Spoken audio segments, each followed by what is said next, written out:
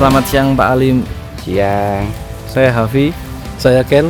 Kami dari dua legenda anjay. Terima kasih. Kesehariannya Pak Ali apa aja sekarang? Oke, terima kasih sebelumnya. Assalamualaikum warahmatullahi wabarakatuh. Waalaikumsalam. Saya perkenalkan, nama Ali Mustafa. Saya dari keluarga tunggal, Lunggale Akeh. 12 bersaudara. Saya nomor 11. Kalau pemain bola saya pepasukan inti. Cadangan adik saya 1. Itu introduce dulu. Saya kesehariannya ya sekarang ini mengisi masa-masa lansia karena usia baru 65 jalan. Keseharian sebagai petani ya, walaupun ya petani kecil saya, tapi ada beberapa yang memang harus kita konsentrasi. Sebagai satu, wong Jawa bilang dicokot-cokot talot. Apa itu dicokot-cokot talot? Ya setidaknya dengan kita rawat, kita apa itu, hasil ini bisa kita manfaatkan untuk kebutuhan kehidupan, sarana kehidupan di keluarga. Itu dari mulai kapan? Ya dari kecil. Kebetulan saya ditinggal bapak masih umur 3 tahun. Dari umur 3 tahun itu mulai sudah ya berobsesi bertani karena sering juga diajak ke kebun. Nah baru setelah bisa bergerak SMP itu sudah konsentrasi ngurusin pertanian. Gitu. Jadi itu singkat kesehariannya saya bertani. Jadi SMP SMA itu sudah bertani sambil juga sekolah. Waktu-waktu itu memang kita harus manfaatkan secara maksimal. Apa targetnya? Ya bahasanya teman-teman biar bisa bertahan hidup. Berarti sudah berapa tahun Pak Ali? Saya lahir 61. Berarti saya mulai tahun 70 sudah jadi petani. SMP itu sudah jadi petani. Karena saya SMP itu ya sudah harus ngairin tanaman. Waktu itu apel, harus ini itu pokoknya waktu bener-bener kita harus atur, kita manage dengan sebaik-baiknya. Mana waktu belajar, waktu sekolah. Di luar itu memang kita harus konsentrasi juga ke pertanian. Karena masa-masa itu sampingannya anak itu ya memang di kanan kiri rumah juga begitu, harus ikut ke kebun gitu. Ya itu. Berarti hampir 50 tahun Pak ya? Ya 50 tahun. Bisa masuk legenda lah ya. Iya. Karena bisa menjaga konsistensi itu. Bagaimana awalnya bisa tertarik Pak? Jadi kalau yang dibilang tertarik waktu itu juga bukan ada daya pikat atau magnet yang menarik saya sebagai petani. Terus karena Tapi yang menentukan itu adalah kondisi kepepet. Apa bahasa kondisi kepepet? Orang tua nggak ada yang ngurusi pertanian, nggak ada. Saya 3 bersaudara yang laki-laki, sementara kakak saya harus menikah lebih awal. Kakak saya lagi senantiasa suka kos, sekolah kos, kuliah kos. Sementara saya dinasihati sama kakak sudah habis sama-sama bertahan, nanti kita untuk kebutuhan ini tuh satu kesatuan di keluarga ini. Kamu nggak kos, sekolah juga begitu. Saya harus jalan di Batu dan sebagainya, walaupun kakak saya harus di Malang gitu. Kebetulan juga dari situ akhirnya semuanya bisa berjalan dengan ya seiring waktu apa gitu, sesuai dengan ya apa yang kita harapkan. Walaupun harapan itu ya tidak ada orang yang tidak berharap lebih, ya minimal tidaknya yaitu tadi bisa bertahan hidup dan bisa seperti ini. Itu oke, singkatnya begitu. 50 tahun bertani nggak bosen apa? Apa capek atau pengen berhenti gitu?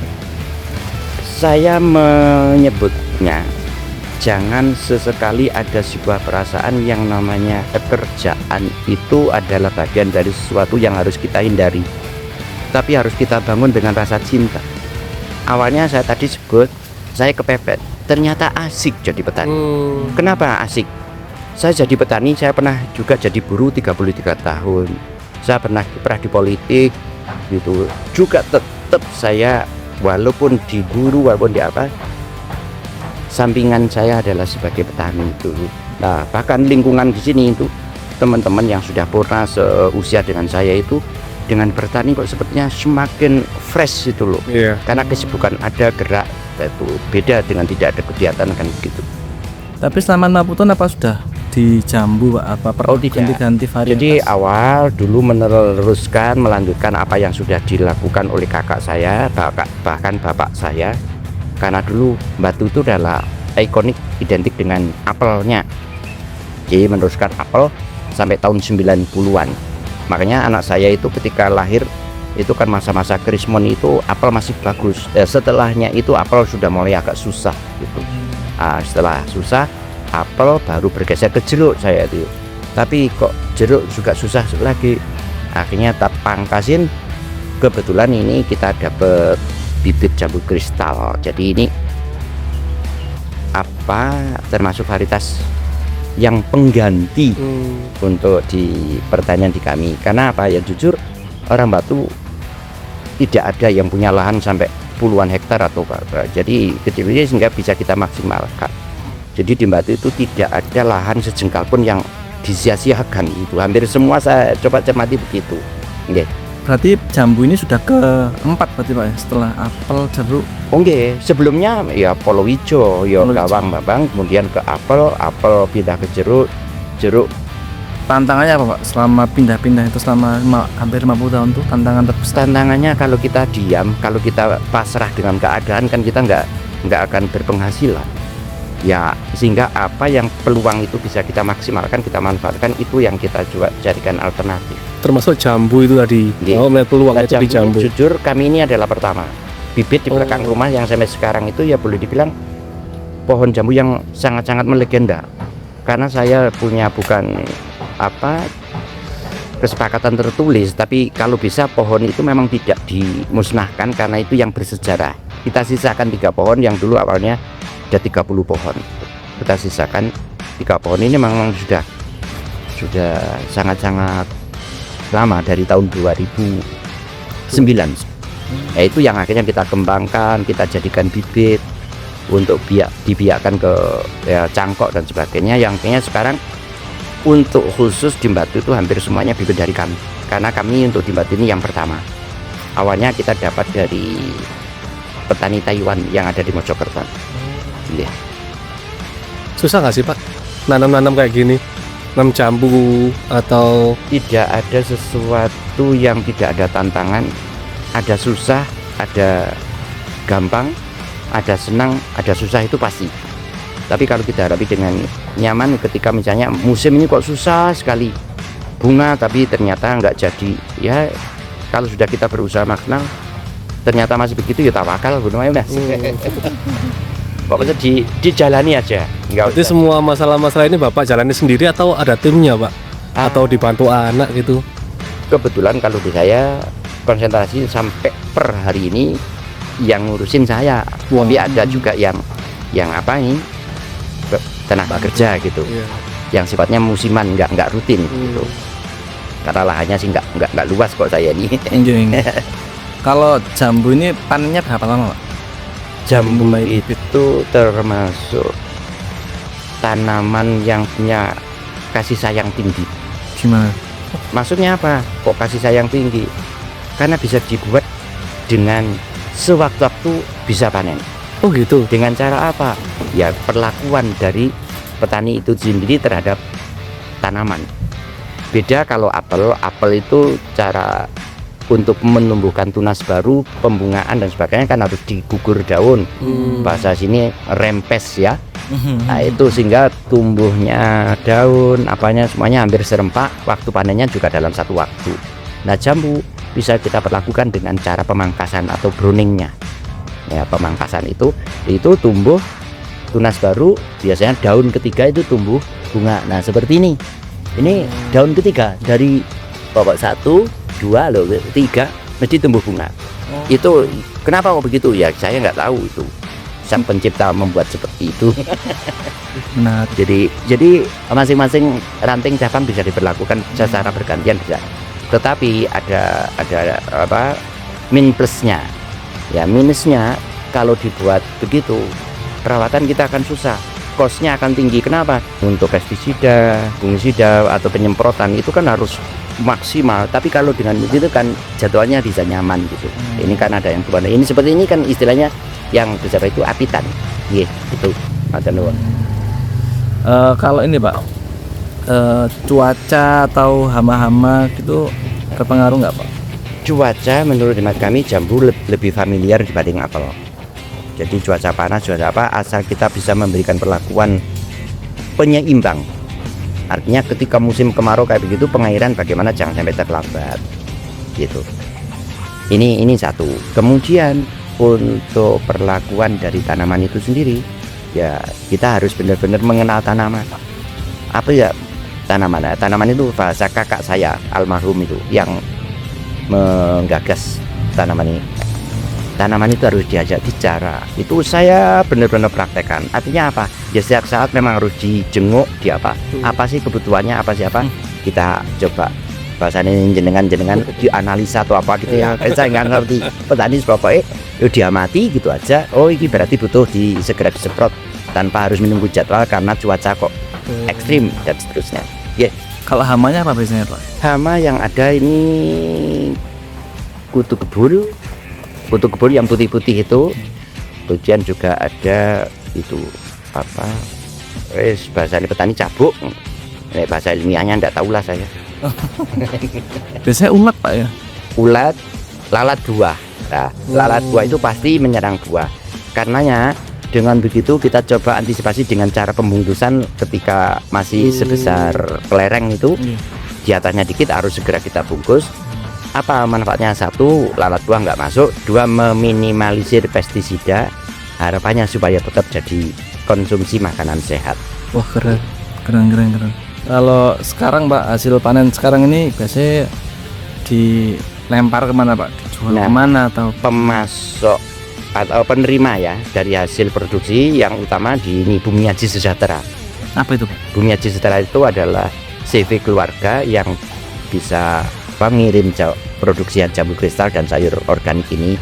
Selebihnya kalau waktu melimpah itu, sementara untuk pangsa pasar yang dialamatkan ke sana itu melebihi ya, kita pasar-pasar umum, pasar tradisional itu bakul juga banyak yang datang gitu. Jadi untuk pemasaran saya pikir kok nyaman-nyaman sampai per hari ini. Dibanding jeruk, jambu kristal menurut hemat saya lebih menguntung. Karena masa panennya yang terus-terusan itu. Satu, yang kedua biaya produksi lebih ringan. Karena kalau jeruk itu pemasok makanan nutrisinya ini tidak boleh terlambat. Kalau jambu masih familiar lah, kok nggak punya anggaran untuk pemupukan itu ditahan masih mampu.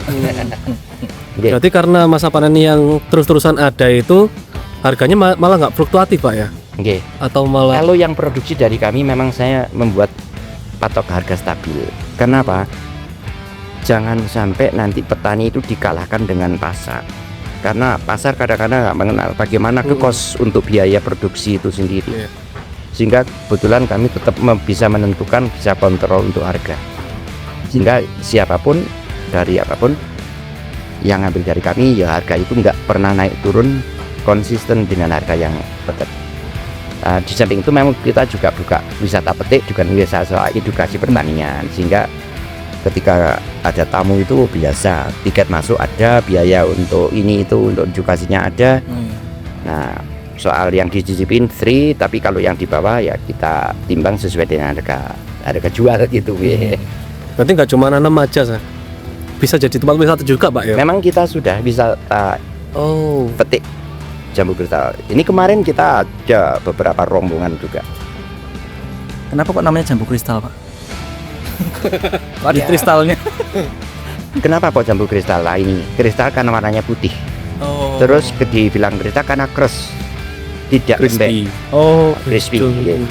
Baru tahu. Sementara banyak di jalan-jalan orang yang jual bibit itu, ini jambu kristal merah. Saya pernah, salah satu profesor itu mengingatkan dan meluruskan saya, jangan ikut-ikut ya. Kalau mereka mengatakan ini jambu kristal merah, tuh kristal kok merah, nggak ada, kristal itu mesti putih. Saya mikir panjang itu. Oh maksudnya hanya sebuah istilah. Istilah marketing lah Pak ya. Karena tapi mereka juga akan memiliki daya tarik dan kelebihan sendiri. Wah, akhirnya kan ya orang beli juga. Berarti sekarang kemampuan panen satu kali panen bisa enggak berapa Pak? Kalau keuntungan panen jambu kristal itu kan tidak sekali waktu.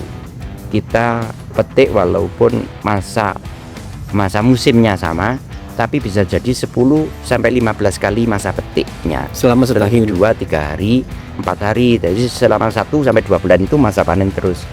Total kalau per pohon, saya katakan per pohon, kalau sebesar ini ya bisa kadang-kadang 15 kilo Satu pohon. kalau pas nanti. Nah, rata-rata kalau idealnya jambu kristal yang 3 jari lebarnya itu sudah 3 ton. Bahkan ada yang satu buah itu mencapai 7-8 ton. Wah. Kalau pas subur besar. Tapi ya kebanyakan yang 2,5 sampai 3-4 ton itu aja. Oke. Bisa dihitung sendiri lah ya kayaknya. Iya, iki langsung ngitung aku nih otakku. Bisa dihitung kira-kira berapa apa kemampuannya, kapasitasnya. Oke. Keren sih. Oke. Itu sekedar pengenalan jambu kristal nggih. Dan hampir rata-rata banyak di sini mesti di Tumpang Sari. Bawahnya entah dikasih sayur, dikasih ini itu dan sebagainya. Karena akar juga enggak banyak terganggu, beda dengan jeruk kalau udah diuwala cangkul terus mesti stres. Terus saya lihat di sebelah saya itu tuh ditumpang sari sama bunga-bungaan. Emang ada manfaatnya Pak atau Ya itu punya saya itu ya, bunga itu juga nanti lumayan sih, karena juga bisa mendapatkan hasil. Setidaknya bisa menggantikan untuk ongkos tenaga kerja itu dari bunganya. Makanya tidak ada sesuatu yang disia-siakan, di mana aja celah kita manfaatkan. Itu ada hortensia, ada andong hijau. Hortensia itu masih per kuntum masih laku 5.000. Kayak kemarin lusa itu potong ya bisa 30 2 hari 30 kan lumayan bisa untuk pupuk. Iya. Ada yang berubah nggak Pak cara bertani dulu dengan sekarang?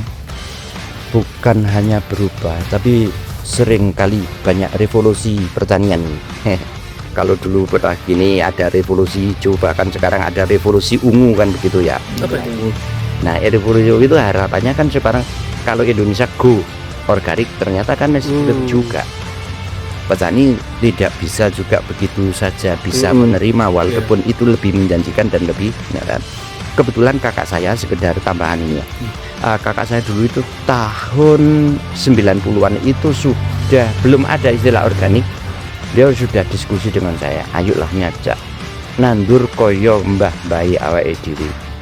Akhirnya saat itu masih masa apel, itu kakak saya menyebutnya sebagai pertanian purbakala yang semuanya tidak ada pestisida kimiaan.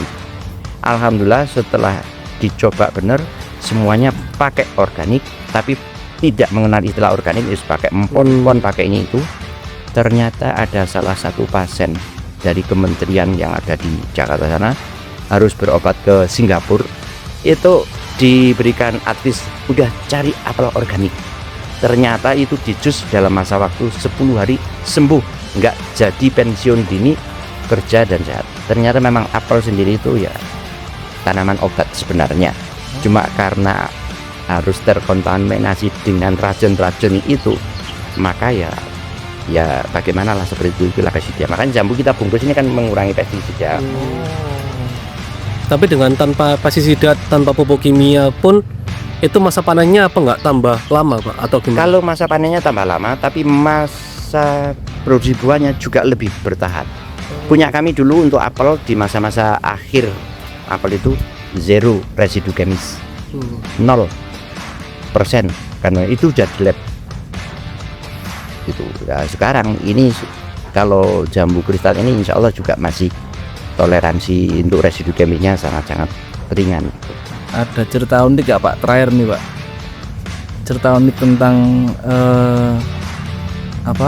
selama bertani. Iya, begini, saya yang cerita unik itu bisa menjawab 10 tahun setelah itu terjadi. Cerita unik itu dari ibu saya. Ibu saya single parentnya 52 tahun. Selalu menasihati kepada anak-anaknya semuanya, bahkan ketika beliau kangen ke anaknya pun juga datang dengan sendirinya, karena sarana HP waktu itu belum ada. Itu beliau juga begitu, le iki tinggalanku, tinggalane bapak, ojo sampai kata iku mbok ulet apa-apa mesti bakal cukup rezeki. 10 tahun apa bener itu, ternyata alhamdulillah saya ibu single parent dari sekian bersaudara bisa kuliah semua, bisa apa semua, hampir saudara-saudara juga bisa, artinya cari sarana pekerjaan dari pendidikan itu dengan tetap tidak mengabaikan pertanian. Uniknya di mana? Ya dulu ojo sampai ya diabaikan. Itu jawab itu susah juga karena dengan istilah bahasa Jawa lah gitu. Opo karepe ibu gitu. Ibu saya alhamdulillah bisa bertahan sampai 110 usia. Wow. Tuh.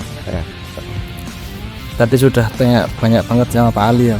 Mungkin ada sesuatu yang ingin disampaikan Pak Ali buat anak-anak muda sekarang yang gimana? Menurut kami, tekunilah apa yang kau hadapi, jangan kau sesali apa yang sudah terjadi. Saya pikir cuman itu, gagas apa yang kamu inginkan dan kau cintai, cuman itu aja. Nah kalau soal apa itu dan bagaimana itu pertanian, saya pikir anak-anak sekarang itu lebih pintar untuk menentukan pilihan. Kalau setuju monggo, kalau enggak silakan direvisi ya. Saya tidak pernah menasihati ke siapapun harus begini, harus begitu, termasuk anak saya. Kamu punya pilihan, kamu bisa menentukan. Tentukan apa yang akan kau inginkan dan kau cita-citakan dari dirimu sendiri. Itulah pilihan terbaik untuk kamu tanpa harus mengabaikan apa yang ada di sekitarmu. Saya pikir itu yang perlu kita tumbuh kembangkan untuk kita semuanya. Ya, kurang lebihnya mohon. Terima kasih Pak Ali, menjadi legenda bersama Pak Ali. Oke, terima kasih.